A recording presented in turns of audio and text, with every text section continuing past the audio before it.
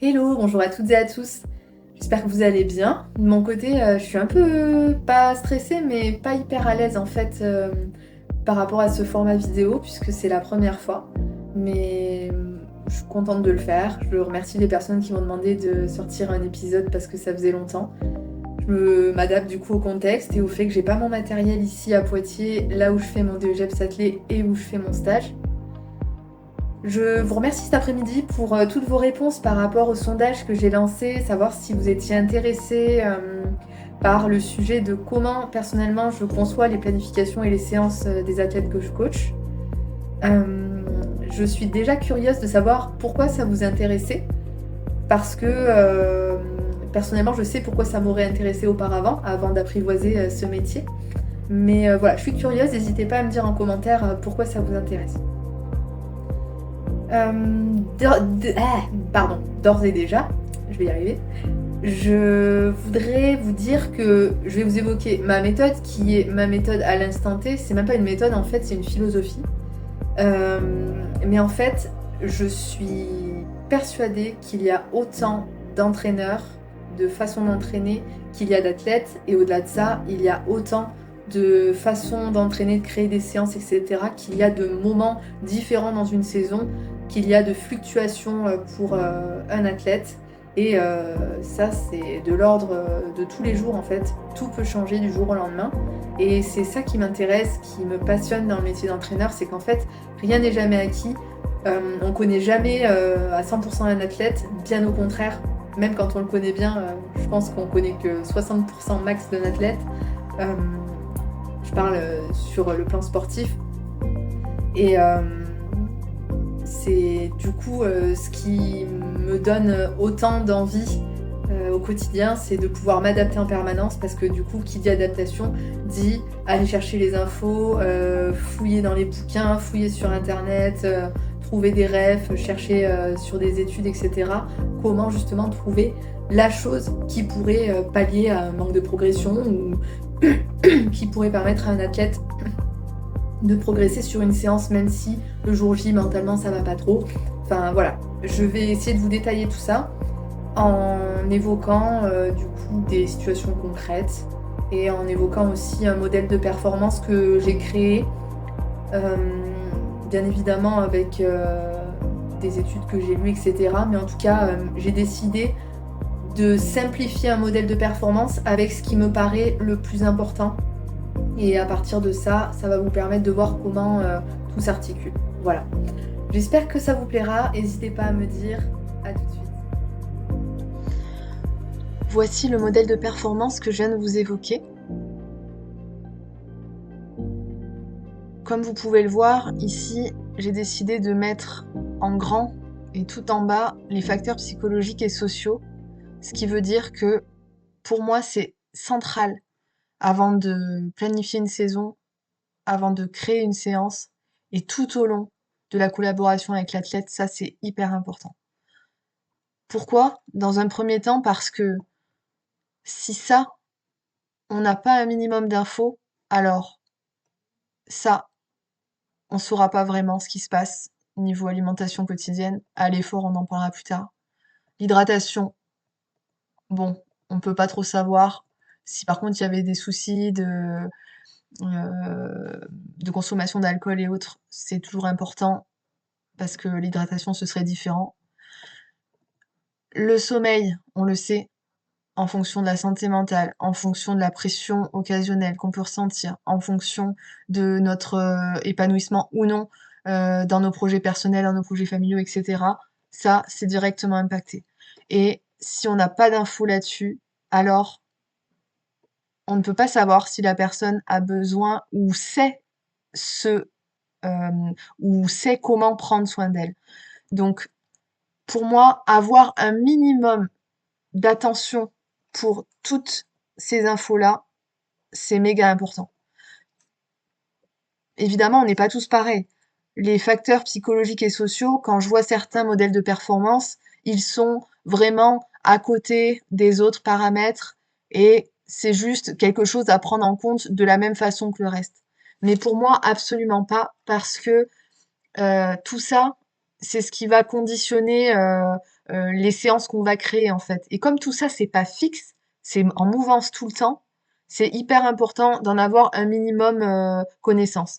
Je dis pas que un athlète, quand tu le rencontres pour la première fois, tu vas lui poser 10 000 questions, parce que là, tu le perds direct, à mon avis, il s'en va, bah, il part en courant, et par contre, tu le revois pas.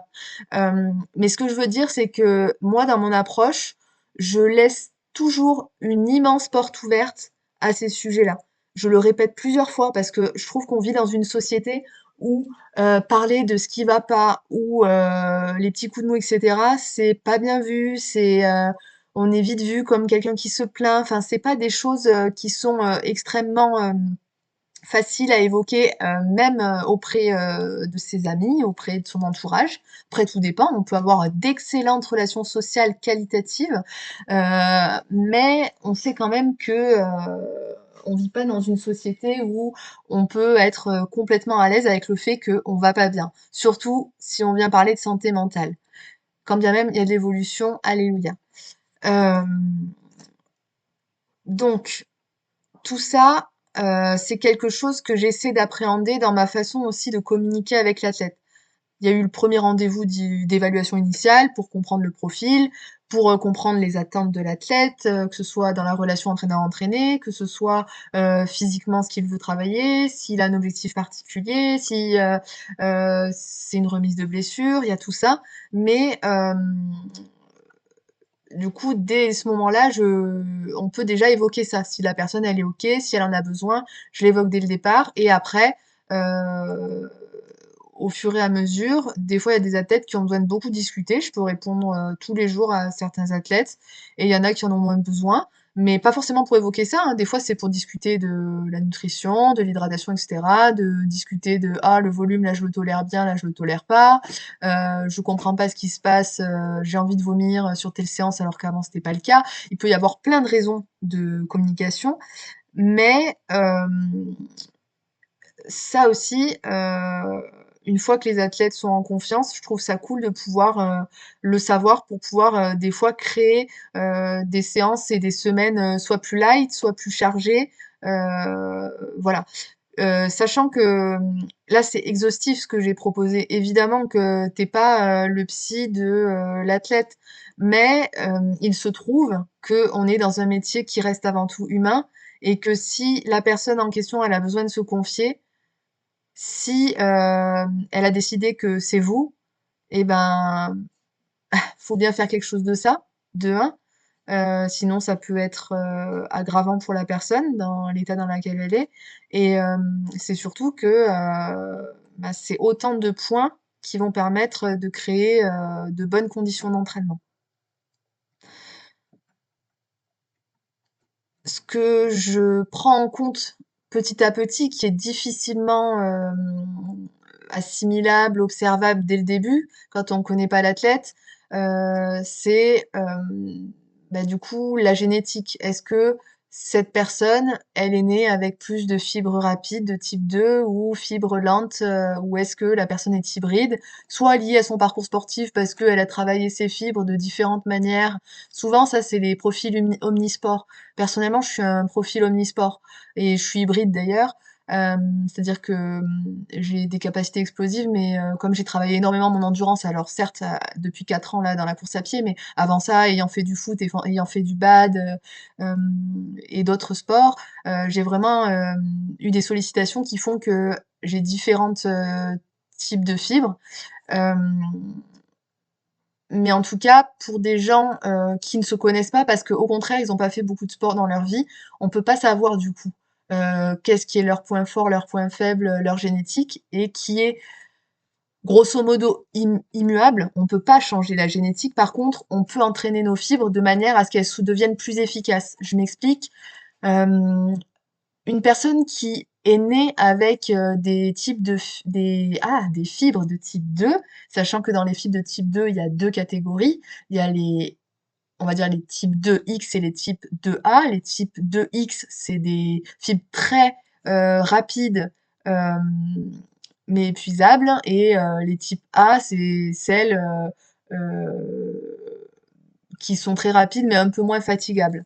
Euh, eh bien, on peut, en s'entraînant en endurance, non pas transformer ces fibres, mais les rendre un peu plus endurantes, surtout celles de type 2A, pour que ça vienne aider les fibres lentes qui sont quand même présentes chez un sportif qui a un profil rapide.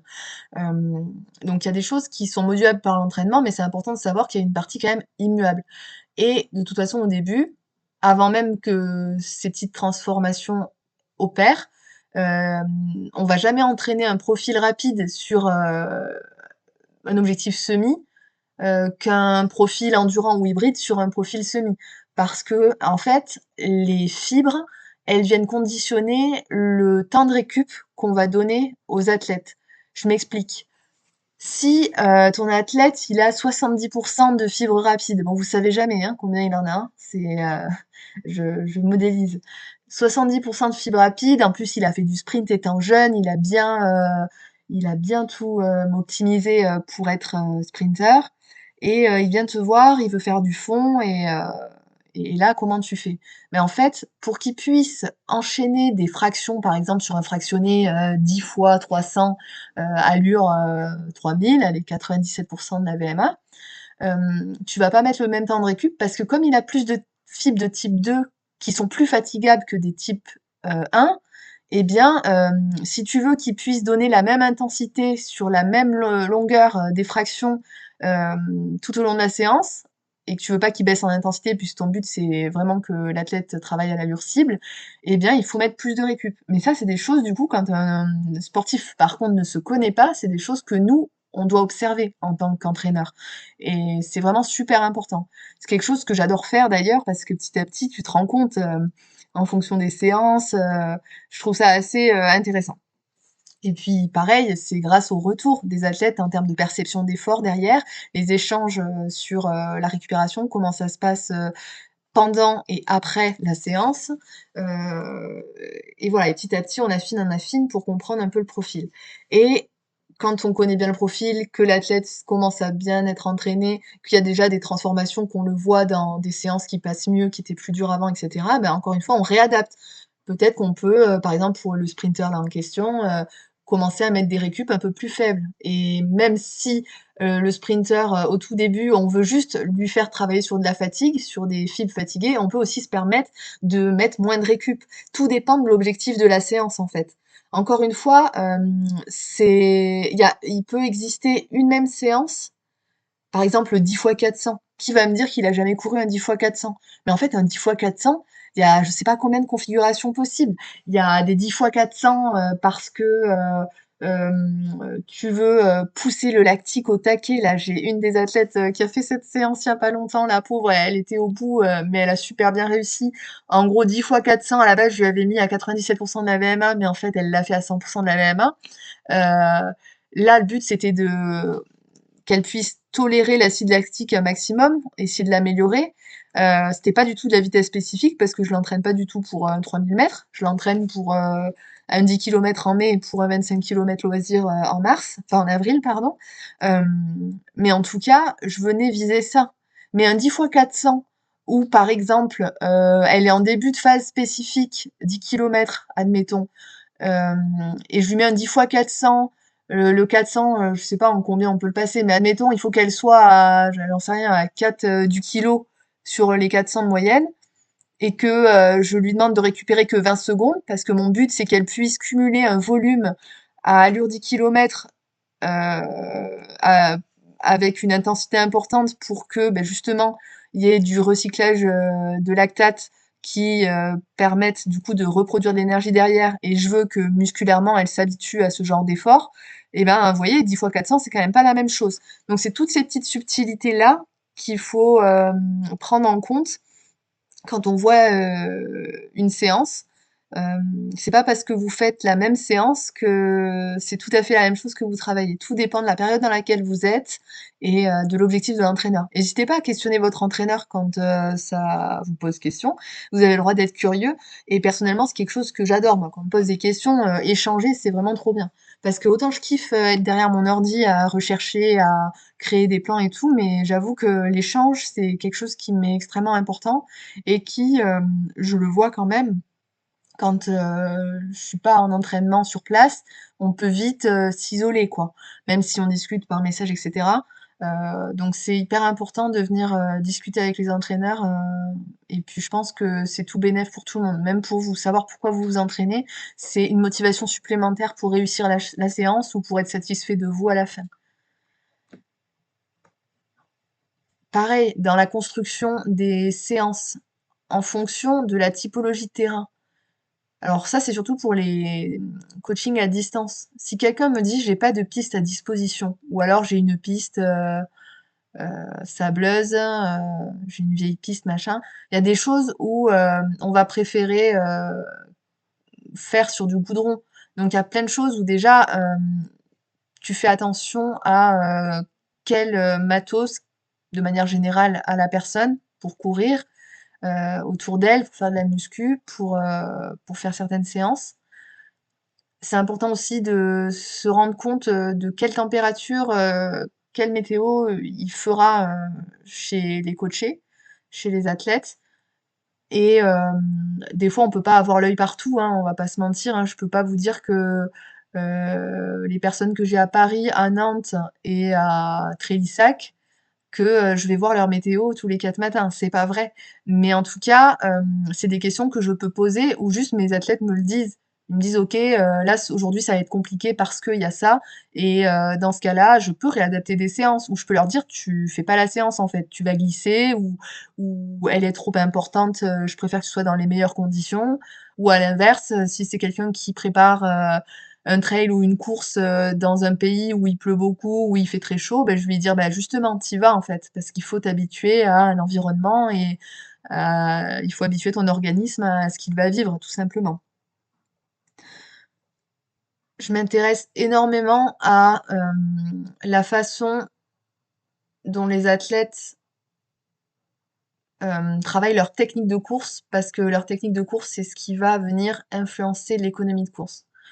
Donc, dans l'économie de course, il y a plein de choses. Déjà de base, faire beaucoup de volume, je devrais rajouter une flèche.